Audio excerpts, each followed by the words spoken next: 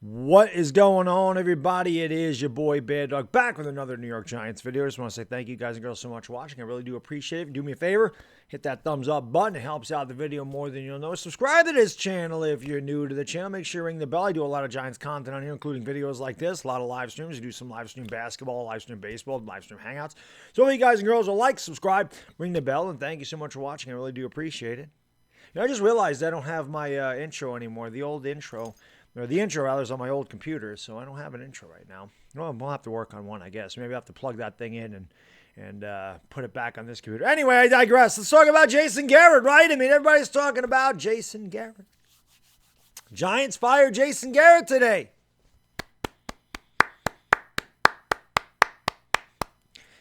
So we're going to talk about that. Now, I thought about going live for this, but you know what? I saw pretty much every other Giants content creator went live. And I'll be live tonight, 7:15 for the Knicks and Lakers. If you want to come by, it's usually gives us 20 minutes to talk about Jason Garrett or 25 minutes before the game. If you want to come by and talk about Jason Garrett, we can do that before the basketball game tonight. So, I'm going to have probably a different opinion about this than most Giants fans. First and foremost, let me say this was well warranted. Jason Garrett was a disaster here. The Giants did not score 30 points in any one of the games that Jason Garrett was the offensive coordinator for. The offense is inept, embarrassing, pathetic, disgraceful. It don't even look like he could score against college defense. Like, I feel like the Giants would not be able to put up 30 points against the University of Georgia right now. I feel like Jordan Davis and the Kobe Dean would eat their lunch. Okay. By the way, one of those guys might be a Giant. You never know. We love Bulldogs. But I mean, honest, and I'm not saying that Georgia could beat the Giants, but I'm telling you, because there's no college team that could beat an NFL team. I don't believe that for a second, but I swear to God, this offense is so bad under Jason Garrett that I do believe they'd have a hard time scoring points against Georgia. I really do. So, no more, these 3-yard curls and these 3-yard slants and these 3-yard outs, they drive me insane. The pathetic and ridiculous screen passes that just went for negative yards or no yards on a consistent basis. The piss poor execution that this offense showed us week in and week out. Jason Garrett has a ton to do with that, and he should be fired. There's no way that guy should have come back here next year. This guy should have been fired weeks ago. Jason Garrett, no bueno.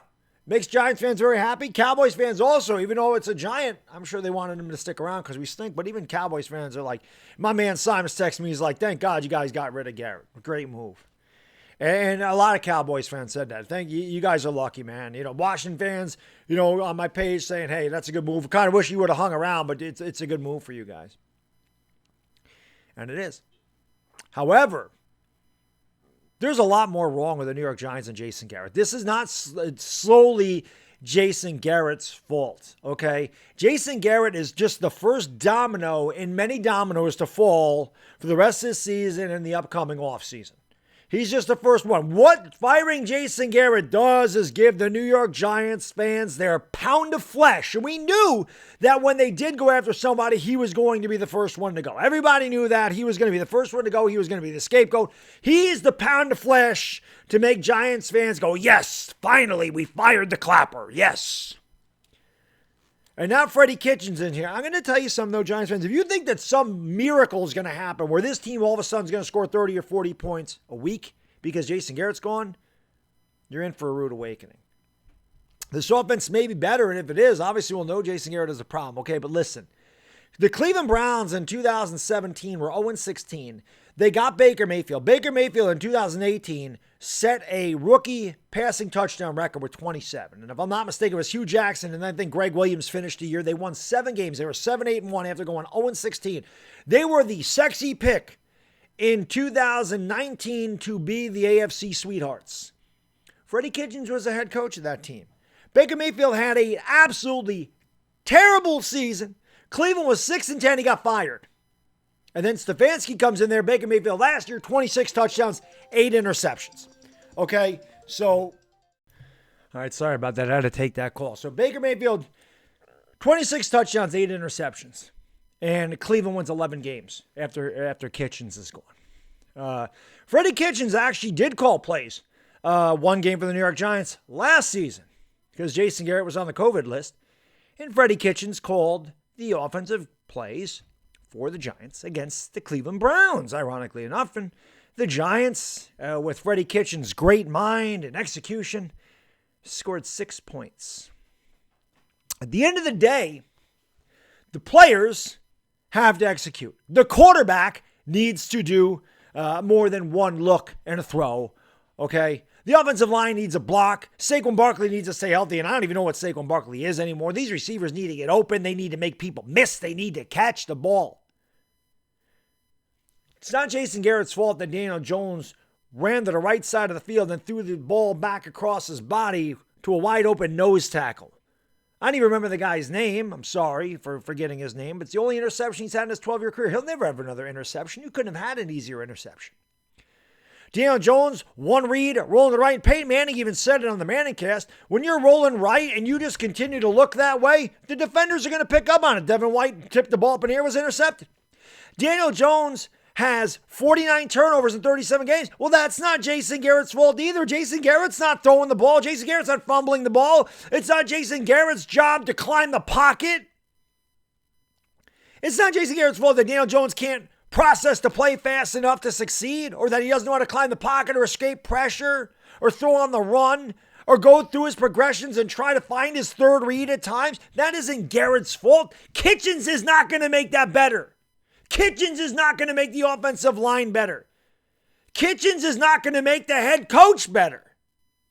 Kitchens is not going to make Patrick Graham's defense better or give us a pass rush. Let me ask you this. Was the defense any less embarrassing than the offense last night? Do you really sit there and go, wow, the defense turned into a hell of a game. We ended up losing 13-10, but because the offense could get... No! The Patriots had 19 first downs on 43 plays in the first half last night, I should say.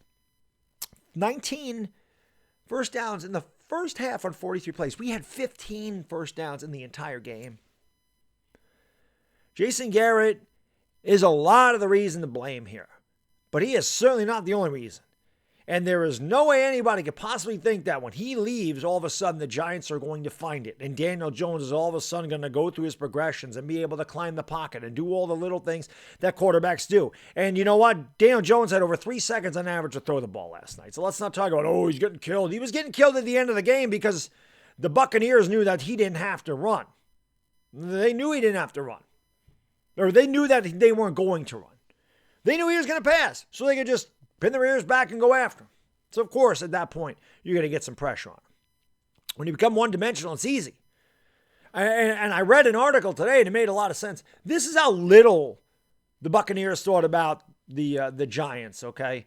There was a play where Will Hernandez got called for holding. It was an incomplete pass. And if the Patriots, I do it all the time. If the Buccaneers would have, why the hell do I call them the Patriots? If the Buccaneers, hello McFly, the Buccaneers, if the Buccaneers would have taken the penalty, would have been second down 20. And they said, we decline it, 3rd and 10. We know Daniel Jones ain't going to convert that. That's how little they thought of our offense. That's how little many teams in the NFL think of our offense. And Freddie Kitchens isn't changing that. Freddie Kitchens' game plan ain't going to make Daniel Jones work miracles. And it ain't going to make the offensive line block miracles. And it ain't going to make Saquon Barkley what he was in 2018. And it ain't going to make Kenny Golladay worth $72 million. And it ain't going to make Dave Gettleman's piss-poor draft picks any better. Jason Garrett is a pound of flesh. He is part of the problem. But he is not the entire problem. At all. And like I said, he's the first domino of many to fall. Maris felt like he needed to make a move. Let's give the fans a pound of flesh. Let's get rid of Jason Garrett. It ain't going to change anything. Fire Gettleman. You want to make a statement? Fire him today. Fire him tomorrow. Fire him this week at some point. Okay? Fire somebody else. Because Jason Garrett, like I said, man, he's just a small part. Well, not a small part. He's a large part of what was going on here. But there's a lot bigger problems than Jason Garrett. A lot. And again, I understand the Giants fans will love the fact he was fired. I don't have a problem with him being fired at all. But again, it's not going to work miracles. This team is what it is. It's poorly constructed. The Giants overvalue talent. They always have. They overvalue their talent. These guys are not a good team. They are not good players. They do not play well as a team. They do not execute. They shrivel up in big spots. They do not know how to produce on either side of the football. That has a lot to do with the head coach and the inability for these players to make plays. And as much as Jason Garrett, as much as fans would love to blame Jason Garrett for everything that goes on here, that was the joke for last year, was that it's Garrett's fault. Everything is Garrett's fault. Garrett's this, Garrett that, Garrett's fault. Well, when the Giants continue to fail, I want to see who these fans that just sit there and blame Jason Garrett for everything are going to kick around now, because their kick toy's gone. Unless the Giants work some miracle. And hey, if Freddie Kitchens comes in and they do start scoring 30 points like it's their job, then we know it definitely was just Jason Garrett. And I'll come on here and admit, hey, it was just Jason Garrett. But watching this team for the last 2 years, I can tell you this. There's a lot more problems on this team than just Jason Garrett. So all I got in this video, guys. Again, tune in tonight, 7:15 live, Lakers Knicks. We can talk about Jason Garrett before the game if you'd like. Hope I see you then. Until next time, it's Bad Diggity Dizzle. I'm out. Peace.